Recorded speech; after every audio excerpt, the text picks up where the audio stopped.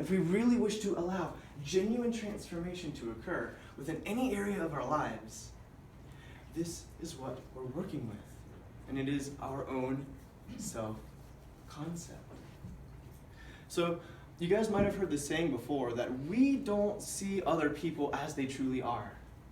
We see them as we are. And we don't see the world as it truly is, but we see it as we are. And this is very true because everything that we see must pass through our own eyes. It must move through the lens of our own self-concept. So that being the case, literally everything that we see is our own self-portrait. So when we look out into the world and we see a world of people who have struggling with addiction, we see social injustice, we see ecological degradation, we see all of these things, and we can see that it's coming from a broken and delusional sense of self. Now, Helen Schuckman, the transcriber for A Course in Miracles, in her channeled essay, Psychotherapy, Practice, Purpose, and Process, she writes that what one doesn't understand but needs to learn is that the self, which attacks and can be attacked, is a concept that is entirely made up.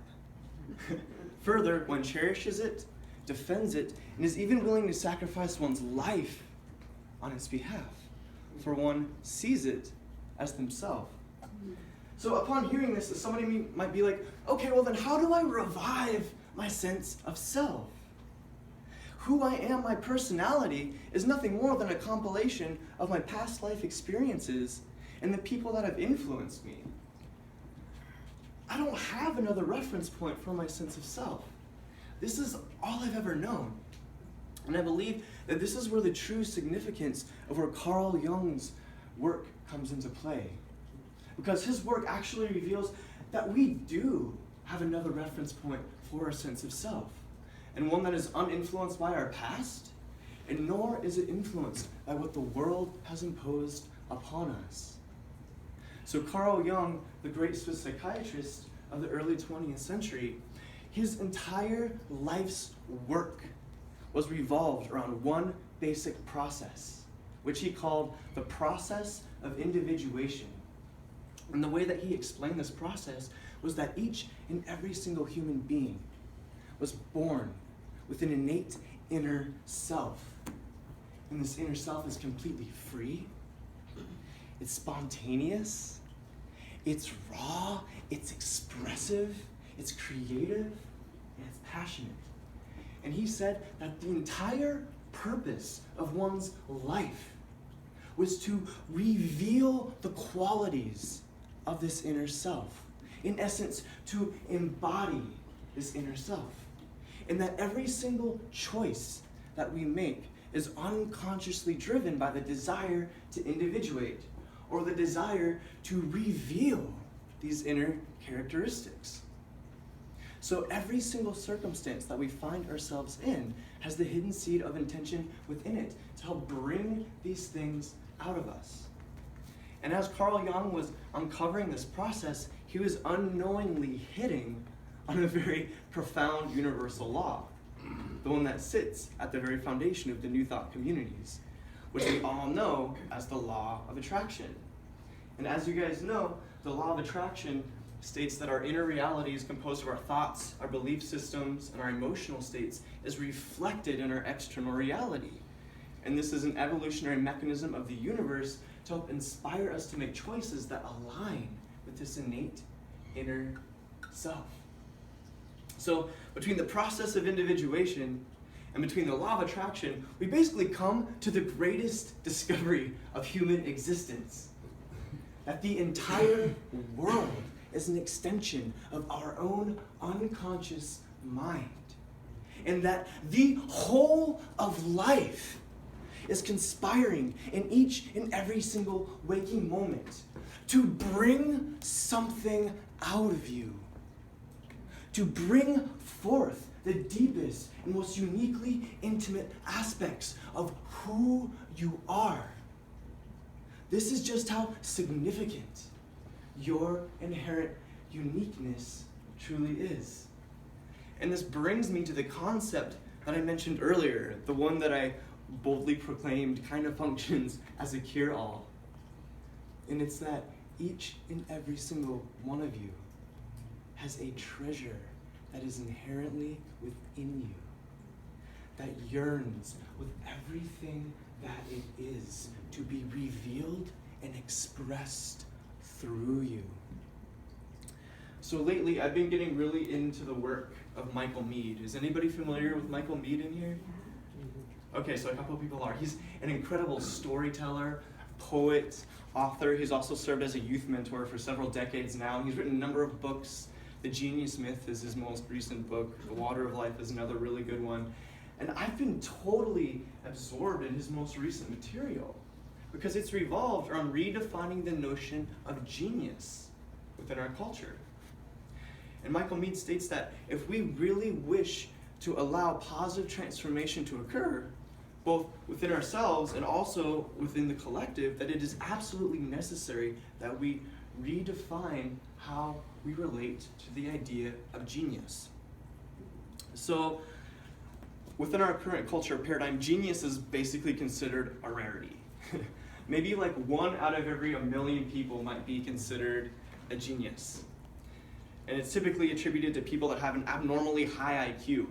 And then the rest of us are rendered as normal or average, or in some cases even below average. And Michael Meade says that this is actually not in alignment with the original meaning of this word. For genius is actually a Latin word that literally translates into the spirit that watches over each person from birth, or that which is already there. So the original meaning of genius is pointing to something that each and every single human being is inherently born with. And you can see this in the word genes or genus, you know, so it's pointing to something that's intrinsic within our DNA. And Michael Meade says that the original meaning of this word is more closely connected to the uniqueness of an individual, as well as the style that serves as the vehicle for its expression. So it's connected to the uniqueness as well as the style of an individual. And genius isn't anything that you can necessarily become, because it's something that you inherently already are. And I believe that the significance of redefining the notion of genius really comes up in what he says regarding his work with at-risk youth. Because like I mentioned before, he has served as a youth mentor for several decades now, working with severely at-risk adolescents. And when we're saying severely at-risk adolescents, we're talking about young people that are really deeply struggling with substance abuse, with gang violence, criminal activity, mental illness, psychological abuse, so on and so forth.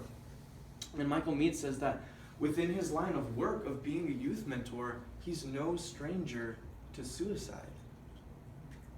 And he's had to move through the loss of several of the young people that he's worked with due to them taking their own lives.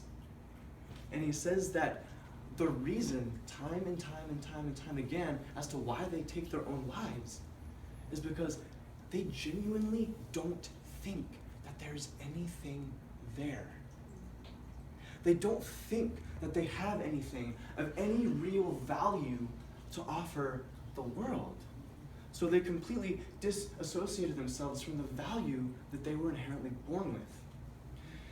And Michael Meade says after years of having had to work through this, he's noticed that the one thing that is powerful enough to not only convince these troubled young people to stick around, but to inspire them to leave behind long-standing patterns of self-sabotage and to move in the direction of a life of greater meaning and purpose is to connect them with the qualities of their own inner genius and to help them see the value in their uniqueness and the gifts that they have to offer the world. And he says that this is the most powerful healing force that he has seen transform the lives of these troubled youth in the face of extreme adversity. Like I said, we're talking about addiction. We're talking about lifestyles built upon gang violence and criminal activity. We're talking about mental illness and psychological abuse and so on and so forth. And I believe that if our culture could really see the power and the value of really connecting people to their own inner uniqueness, that we would completely reform our education system.